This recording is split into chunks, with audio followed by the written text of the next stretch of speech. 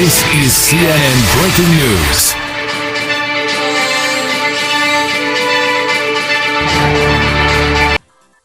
Magandang umaga, bayan. Narito naman ang inyong lingkod, Mr. Gerald Imataya, upang maghatid ng sariwang impormasyon and konkretong konklusyon.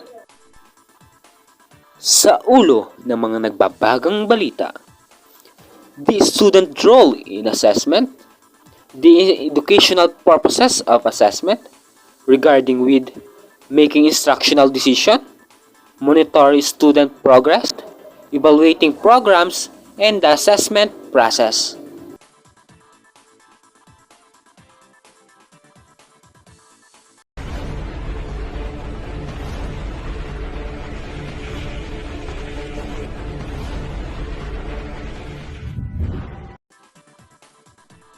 The conventional perspective is that the student plays a passive role, meaning it's simply answering the question or performing the activities so that the instructor or the teacher can evaluate his or her performance. So this standard calls for the student to more active role in assessment, or to engage in self-assessment, to better communicate mathematical understanding, knowledge, and attitude, and to use assessments as opportunities for reflection and growth. Para sa iba pang impormasyon, narito si Professor James Natividad ng University of Jeren. Magandang umaga, sir.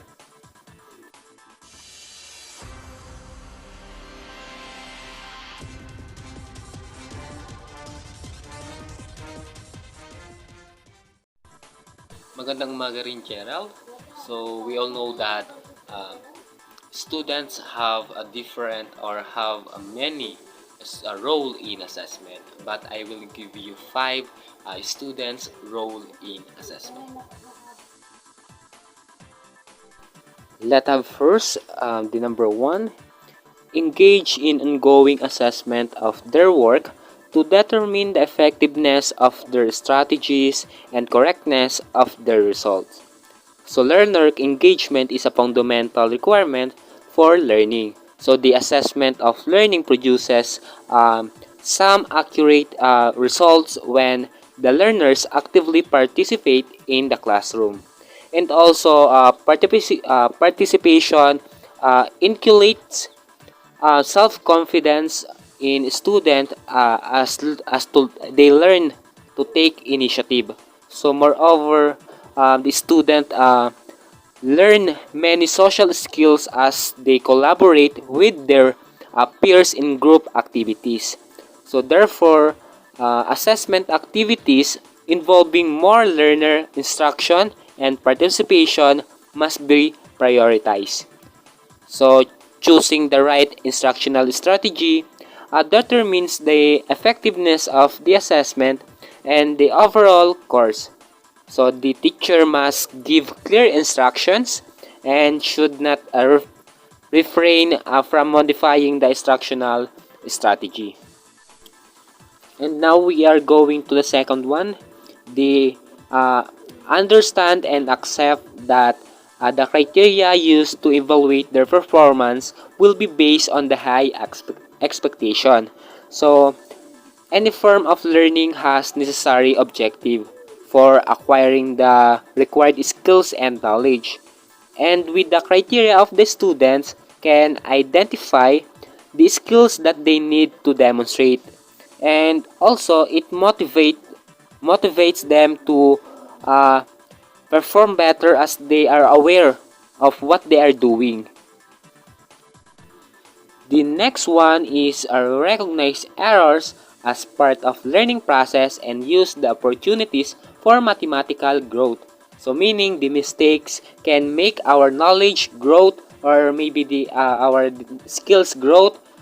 Then student analyze and explain the errors, and they complete the exercises correctly, providing reasons for their own solutions.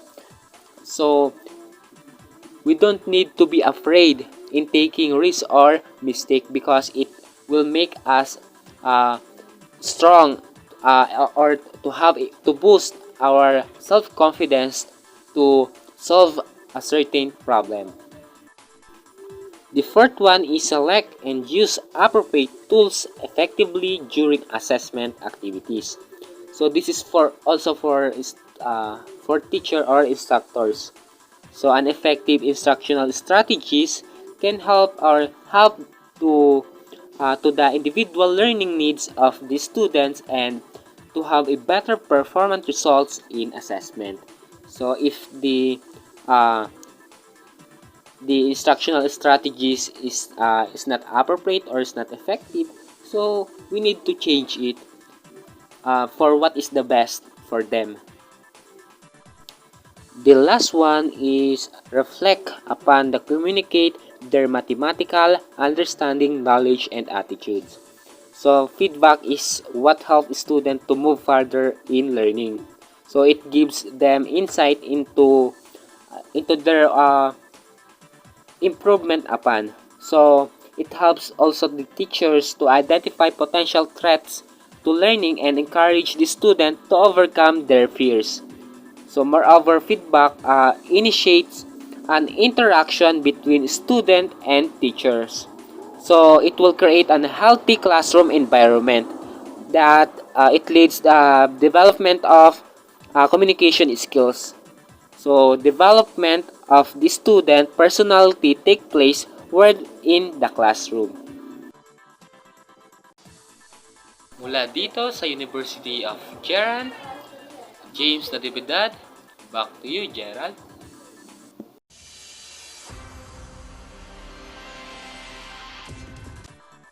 Maraming salamat, Professor James Natividad, para sa iyong impormasyon. Ngayon, magbabalik ang inyong programa makalipas ang isang paalala.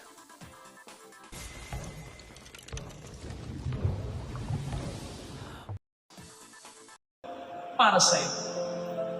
Kung hindi para sa'yo, ano man ang gawin mong pilit, hindi mangyayaring para sa'yo. Mangyari man, ikalulungkot mo. Pero kung para sa'yo, ano mang gawing pilit ng ibang tao na masunod ka, darating at darating sa'yo. Para sa'yo.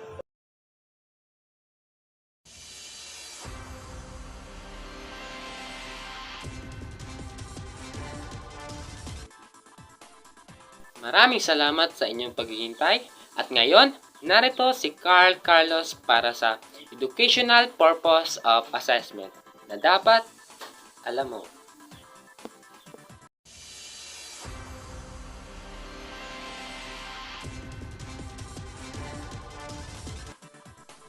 Yes, Gerald, thank you. So, the educational purposes of assessment. So a particular assessment task or an instrument will serve more than one of their purposes. So but would be unlikely to able to serve them all. So an individual teacher or administer student review designed to prove an understanding of place value and a number based ideas, for example. So it could certainly help to make instructional decisions and to evaluate individual student achievement, but would be unlikely to be other hand. So if consistent with those standards and vision of mathematics education, can certainly help to evaluate the effectiveness of the educational program. So but it would be a limited value in making instructional decision about individual students.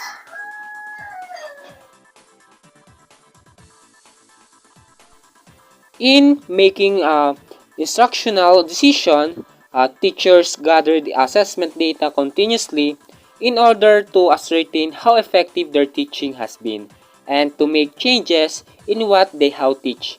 And it is through observation, questioning, and student products teacher are able to judge the effectiveness of their instruction. So the judgment then form the basis or the decisions about immediate and future instructional activity. So the long range, short range, and moment-to-moment planning are all interconnected.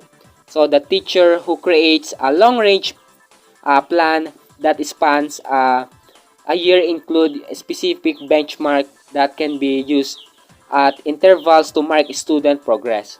So in addition, the moment-to-moment instructional decisions that are made each day in the classroom are influenced by the knowledge of the long-range and the short-range plans. So for formal types of assessment are usually used for longer range decision and more informal strategies for shorter range decisions. When we say long range planning, it involves using assessment to help make decisions about a full year or semester of instruction. So a critical component in these assessments is the determination of the most important mathematics to be learned during the period. So assessments are then tailored to create the data that best reveal students' understanding of these mathematics. So many teachers are beginning to use portfolios of student work to inform their long-range planning decisions. So others are using performance tasks that tend to require student integration of the content covered during in the particular period of time. In short-range planning involves using assessments to influence the student's educational activity throughout a unit. So teachers review their long-range plans and previous assessment in order to create a unit of study that will call on student background knowledge to help them to construct a new knowledge. So in an effort to gauge how well students are acquiring this new knowledge, teachers establish benchmarks within the unit of the study. So these benchmarks are assessments that help the teacher monitor student progress. So using assessments to influence moment-to-moment decisions about instruction involves observing and listening to the student while they are engaged in ordinary classroom activity. So such assessments happen continuously in most classrooms.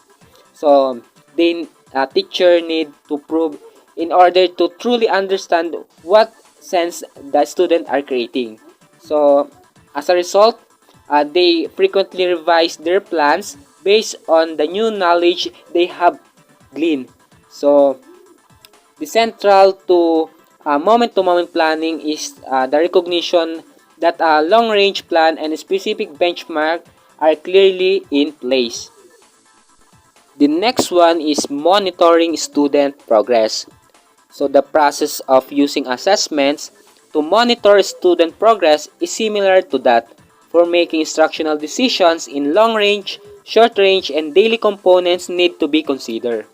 However, the emphasis of the two processes are different. When using assessments to plan instruction, the emphasis is on examining data in order to create units of the study. While when monitoring student performance, the focus is on understanding what sense students are making of the mathematics. So monitoring student progress successfully requires in good communication between the students and the teacher. The third one is evaluating programs. So a program evaluation uses information about student performance along with other evidence to judge the quality and the success of the instructional program. So data on student achievement may be used for making modifications to a program or for making decisions about continuing a program. However, in addition to student achievement data, program evaluation should take into consideration information about goals, curriculum materials, instructional methods, students' opportunity to learn, and responsibilities of teachers and administrators. So it is important to recognize the relevant information an assessment can provide is limited by choice of question formats. For example, is multiple choice question are poorly suited to furnishing information about problem solving and mathematical communication. Similarly, using a performance task to ascertain whether a student know their addition facts in inefficient. So any single form of assessment often limits the scope of what is being tested to what fits that format. So it is important to incorporate a variety of assessment methods into any program evaluation to ensure that a fully spectrum of mathematical content is addressed. So many large-scale tests unfortunately report to little information to be useful in evaluating program. Um, for example, at the district level, only the average percentile ranking for the student mathematics may be available. So this information does not indicate the range or distribution of student scores. For example, these scores are low because a few very low achieving student or because most students are achieving at slightly below average levels. So nor does it provide information about these specific content areas in which the instructional program may have strengths or weaknesses. It may be necessary to provide more detailed information in order to determine, so for example, whether an instructional program is adequately serving both the gifted and the low achieving student. The last one is the assessment process. So the assessment process can be thought of a four interrelated phases that highlight points at which critical decisions need to be made. So each phase of the assessment process can be characterized by the decisions and actions that occur with that phase as follows. So the first one or the first phase is a plan assessment. So the first question is, what purpose does the assessment serve? What framework is used to give focus and balance to the activities?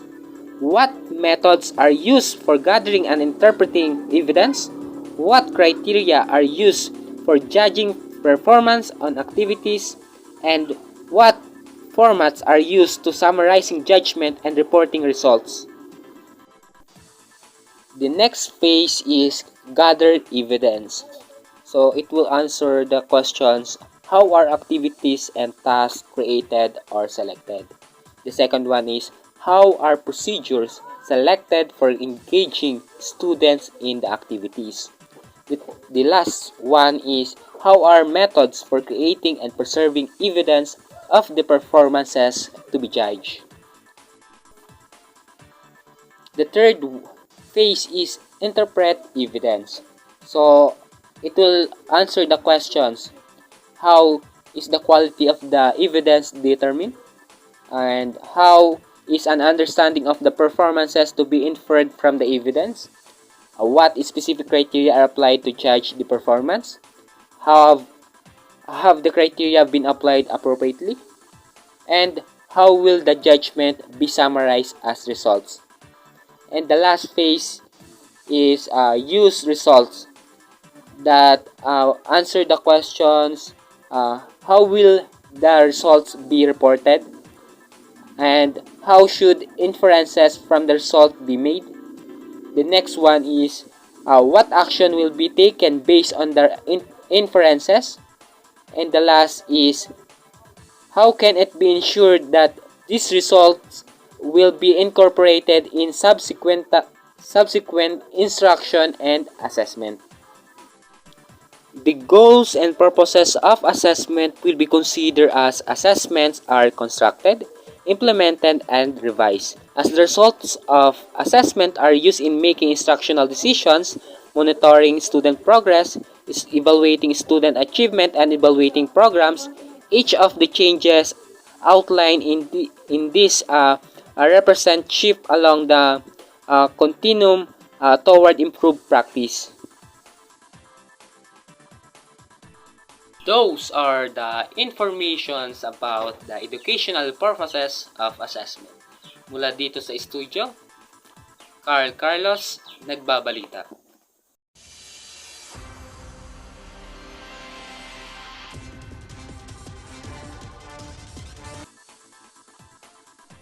Thank you, Carl, sa iyong napakagandang ibinahagi sa amin. Having enough knowledge about student role in assessment and the educational purpose of assessment will help us to achieve our goal and to become a better learner.